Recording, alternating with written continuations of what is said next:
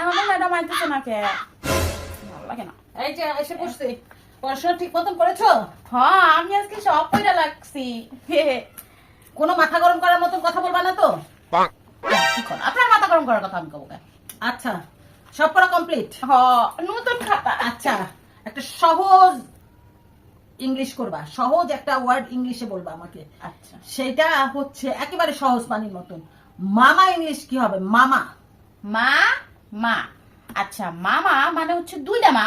Mother mother mother mother. ঠিক এই মেয়েটারে পড়াইতে আসলে আমার মাথাটা যায় গরম হইয়া, আমার বুকের মধ্যে ব্যথা শুরু হয়ে যায়। আচ্ছা, আর একটা লেখো, নানা ইংলিশ কি হবে? নানা মানে তো দুইটা নয়াকা নানা। দুইটা নানা মানে হচ্ছে ননু। এই তোমার নাকে বলবা টিচার ঠিক করতে। আমি তোমার মতন মেয়েকে আর পড়া, এগুলা কে শিখায়? এগুলা কি নিজে তৈরি করো? কে স্যার? অনেক